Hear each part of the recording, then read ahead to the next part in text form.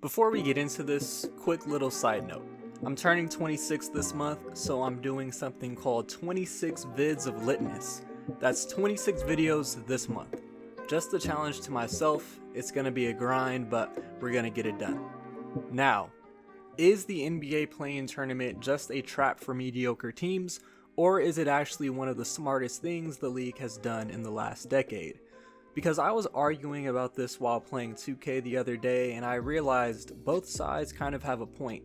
And by the end of this, I'm gonna throw out an idea that could completely change how we look at the play-in altogether. So I'm playing 2K with my boy, and he tells me he doesn't see the point of the play-in. His argument was simple. The teams that finish 7 through 10 don't have a real chance of going far in the playoffs anyway. And specifically, the 9 and 10 seeds. They're definitely not winning a championship. And honestly, he's not wrong. Historically, those teams aren't making finals runs. Most of the time, they're first round exits.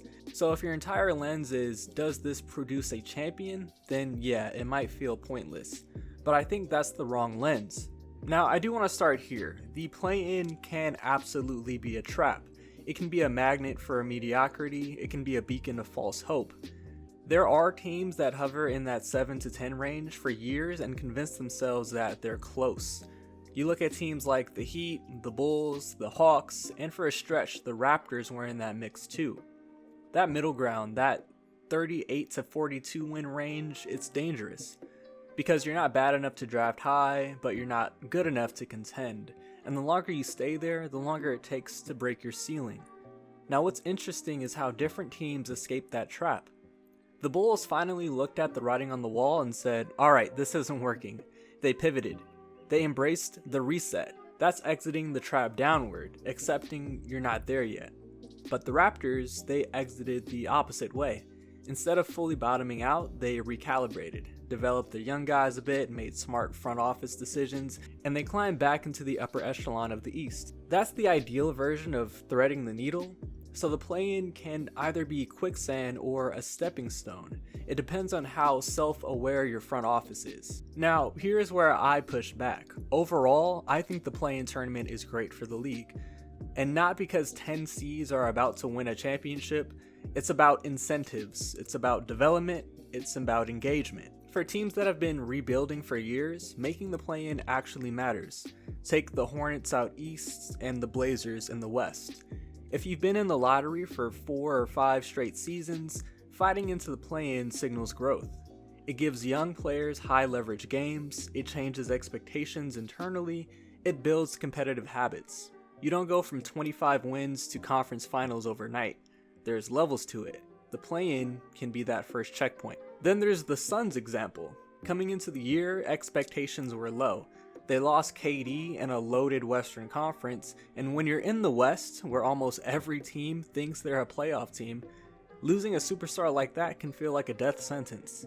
A lot of people assumed it might be a transition year for Phoenix, so if a team like that fights into the play-in, that's not mediocrity. That's outperforming expectations, that's responding to adversity, and I think the play-in rewards that. It keeps more fan bases engaged deeper into the season instead of writing the year off in February. Then there's also the business and fan reality that a lot of people ignore. This part doesn't get talked about enough in my opinion. The play-in creates meaningful basketball late in the season. It generates playoff type revenue, it brings extra exposure, it keeps more cities invested. For small market teams especially, that matters. For your typical family of 4, for casual fans, for kids who just want to see their team in a win-or-go-home environment. If you're in Charlotte and your team hosts a play-in game after years of irrelevance, that's real. That builds culture, and from the NBA's perspective, it's genius. Less tanking in March, more meaningful games, more competitive integrity. Now, I want to get into the idea that I teased earlier. What if the two teams that don't make the playoffs through the play-in tournament were guaranteed a top 5 pick? Now hear me out on this one. There's been so much talk about not incentivizing tanking and encouraging teams to compete. With this format, there'd be actual value in fighting for 7 through 10. If you're not a finals contender, you still have incentive to win games. Best case, you make the playoffs. Worst case, you're guaranteed a top 5 pick. That changes the math. It would also somewhat reduce the odds of the absolute bottom teams automatically getting top 5 picks, which slightly discourages full-on tanking. Now obviously you'd have to tweak the lottery mechanics, you don't want to create a new loophole, but I think there's something there, because right now the play-in gives competitive value. This would add asset value. Now at the end of the day, the play-in isn't about 10 seeds winning championships, it's about development, engagement, opportunity, and incentives.